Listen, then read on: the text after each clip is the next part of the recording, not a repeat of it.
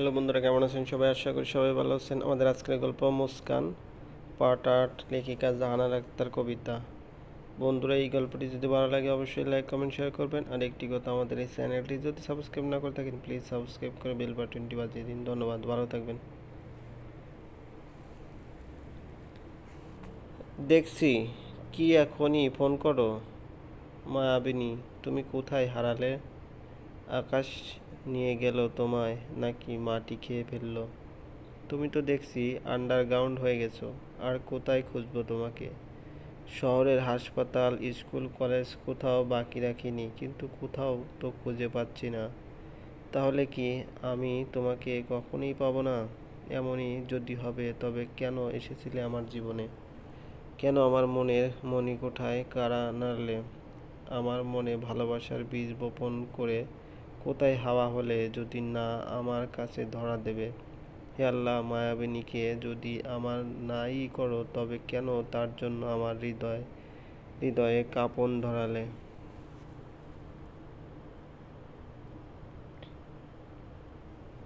ভালোবাসার বীজ যখন বপন করে দিয়েছো, সেই বীজের পরিচর্যার জন্য অন্তত মালি হিসেবে আমার মায়াবিনীকে পাঠিয়ে দাও।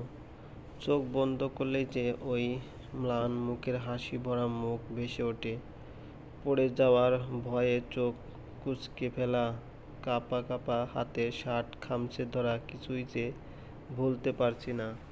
ভালোই তো ছিলাম আমি আমার জীবনে, কেন মনের স্মৃতিতে এই নতুন অধ্যায়ের সূচনা করালে? হে রে এসাস, ঘুমিয়ে আছিস? না মা, তবে এই অসময়ে শুয়ে আছিস যে? শরীর খারাপ? না মা, এমনিতেই। তোর দেখা পেলি মেয়ের? না মা, তবে আশা আছে শীঘ্রই পাবো। আশায় বাসা বেঁধে লাভ নেই, সময় শেষ হতে আর বেশি দিন নেই। মনে আছে তো? কথা দিয়েছিলি ওই রিক্সা আলীকে না পেলে 2 মাসের মাঝে আমাদের পছন্দ মতো বিয়ে করবি। আমরা কিন্তু মেয়ে দেখা শুরু করে দিয়েছি। হ্যাঁ, কিন্তু সময় তো আর শেষ হয়নি। তুমি তো ধরেই নিয়েছো আমি আর দেখা পাবো না। তাই তো তুমি মেয়ে দেখাও শুরু করে দিয়েছো। তো কি বসে থাকবো? তুই যদি অন্তত মেয়ের নামটাও জানতি, তবেও না হয় আশার আলো পেতাম। কম তো খুঁজলি না। ওহ, তার জন্য তুমি কাটা ঘায়ে নুনের ছিটা দিতেই এসেছো? আমি কি বলেছি তা আমার ঠিক মনে আছে, বারবার মনে করিয়ে দিতে হবে না। যাও আমার রুম থেকে, এখন ভালো লাগছে না। ও মা, রাগ করছিস কেন? আমি তো শুধু করিনি রাগ, টাট একটু। এই যা। তা তো দেখতেই পাচ্ছি, এখানে তোর চাচার মেয়ে, আবার মেয়ে। আমার ইমোশনের কি কোনো দাম নেই তোমার কাছে? আমি তো সময় চেয়েছি, সেই সময়টা অন্তত দাও। এভাবে আমার ইমোশন নিয়ে মজা করে কী লাভ? আমি মজা করছি নাকি তুই করছিস? চেনা নেই জানা নেই কোথাকার কোন জনম দুঃখিনীর প্রেমে পড়েছে। তার উপর নিজেই বলে মেয়ের চোখে কষ্টের শেষ নেই। কোনো বাবা মা চাইবে তাদের আদরের একমাত্র সন্তানকে এভাবে তিলে তিলে শেষ হতে? তবুও শুধুমাত্র তোর খুশির জন্য তোর পাগলামিতে সামিল হয়েছিলাম। কিন্তু এখন তো দেখছি সেটাই আমার কাল হয়ে দাঁড়িয়েছে। আমার হাতির মতো হৃষ্টপুষ্ট ছেলেটা কোথাকার কোন সকিনা না মর্জিনার প্রেমে পড়ে একেবারে দেবদাস বনে গিয়েছে। চুলগুলো কত বড় হয়েছে দেখেছিস? আমার তো নিজের গর্বের উপরই সন্দেহ হয় ইদানিং, আদৌ কি আমি ছেলের জন্ম দিয়েছি? আর স্বাস্থ্যের কথা আর কি বলবো? মেয়েরা 2 বছর ডায়েট করে এতটা উপকার পায় না যতটা তুই 2 মাসে শুকিয়েছিস। আমি 100 ভাগ নিশ্চয়তা দিয়ে বলতে পারি, এখন যদি তুই কোনো ডায়েট সেন্টার খুলিস, দেশ বিদেশ থেকে মেয়েরা এসে ভিড় জমাবে তোর কাছে। মা, কি শুরু করেছো বলো তো? এই এসাজ, আমি না একটা আইডিয়া পেয়েছি। এহসাসের চোখ দুটো যেন আশার আলো খুঁজে পেল। তাই শোয়া থেকে সোজা হয়ে উঠে হাসি হাসি মুখে মায়ের হাত দুটো নিজের হাতে নিয়ে জিজ্ঞেস করলো, কি আইডিয়া মা? আমি ভাবছি একটা ডায়েট সেন্টার খুলে ফেলি। আমি তো নামও ঠিক করে ফেলেছি, যাক, তোর প্রেম একদিক দিয়ে আমার উপকারই করলো।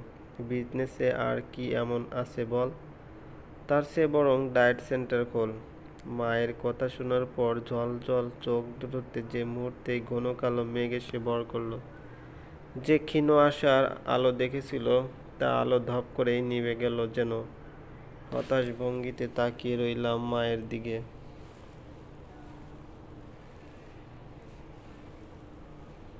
এভাবে এতিমের মতো তাকিয়ে আছিস কেন রে বাপ? তোর বাবা মা এখনো জীবিত। তুই আমার কথা মতো কাজ কর, দেখবি রাতারাতি সেলিব্রিটি হয়ে যাবি। মেয়েদের রোল মডেল হবি তুই। ভাবতে পারিস তুই স্টার হবি। সবাই তোর আগে পিছিয়ে তোকে হুজুর হুজুর করে চলবে। বড় বড় ইভেন্টে যাবি। আমাদের কমিউনিটির মহিলারা আমার আগে পিছিয়ে ঘুরবে তোর একটা অটোগ্রাফের জন্য।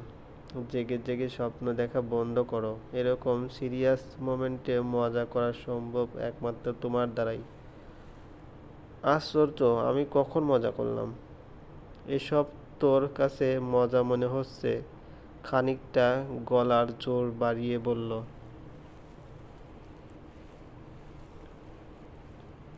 আমি সিরিয়াসলি বলছি, এত সুন্দর বিজনেস প্ল্যান নিয়ে কেউ মজা করতে পারে? তোর বাবার সাথে বিয়ে হয়ে শুধুমাত্র পার্টি অ্যাটেন্ড করে গেলাম এ পর্যন্ত। কখনো পার্টির মধ্যমণি হয়ে ওঠা হয়নি। এই প্ল্যানটা কাজ করলে আমার সেই আশাটাও পূরণ হয়ে উঠবে। মা, সিরিয়াসলি তুমি এক্ষুনি আমার রুমে থেকে যাও। বাবা যে কি করে তোমাকে সহ্য করে। তোর বাবা আমাকে সহ্য করে নাকি আমি সহ্য করি তোর বাবাকে? জানিস ওই দিন কি হয়েছে তোর? মা, আমি এখন কিছু শুনতে চাচ্ছি না, তুমি যাও। যাচ্ছি বাবা, যাচ্ছি। এত ওভার রিয়েক্ট করার কি আছে? এমনভাবে বলছিস যেন আমি তোর সাথে কথা বলার জন্য মুখিয়ে আছি। আচ্ছা শোন না, প্ল্যানটা একবার ভেবে দেখিস। মা, তুমি যাবে?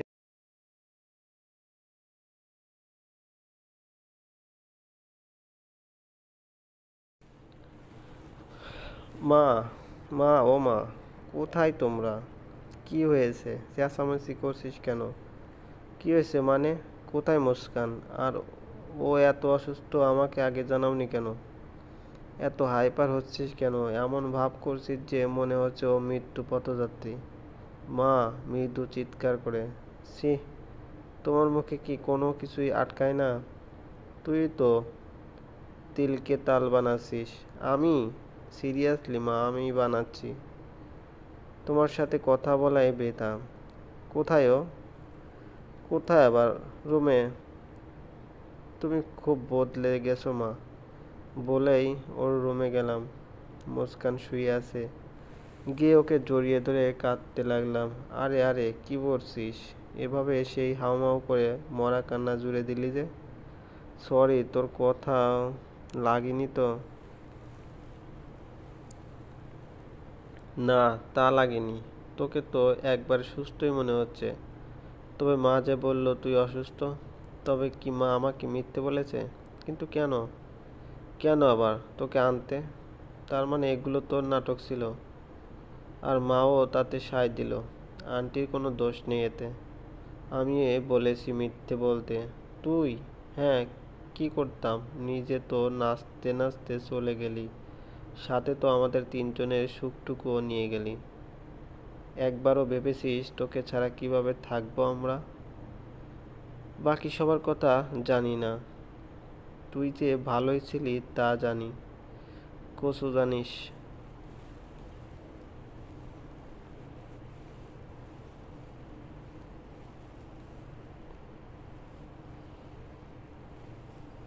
কচু না ছাই। তুই যে আমাদের কতটা আপন ভাবিস তা ওই দিনই বুঝিয়ে দিয়েছিস। আমি ওই দিনের জন্যই সত্যি সরি। সব এত দ্রুত হচ্ছিল কিছুই বুঝে উঠতে পারলাম না।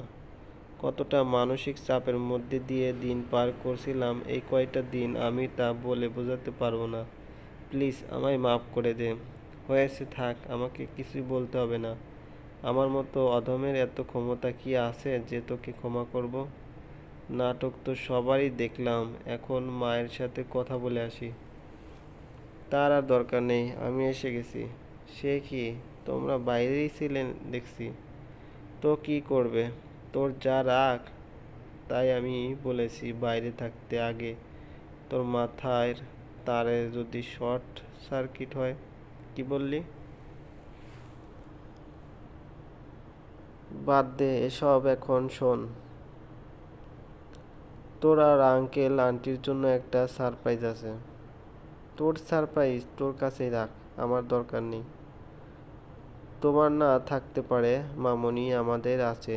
কি বলো আশার মা? হ্যাঁ, কালকে থেকে বসে আছি, আর এখন কিনা তুই আমাদের আশায় বালি দিবি? মুস্কান বল তো কিসের সারপ্রাইজ? আঙ্কেল, আমি তোমার সাথে তোমার অফিসে যাব, এই তো সারপ্রাইজ। হ্যাঁ, চলবে। গল্পটি ভালো লাগলে অবশ্যই লাইক কমেন্ট শেয়ার করবেন। আর একটি কথা, এখনও যদি আমাদের চ্যানেলটি সাবস্ক্রাইব না করে থাকেন প্লিজ সাবস্ক্রাইব করুন। ধন্যবাদ, ভালো থাকবেন।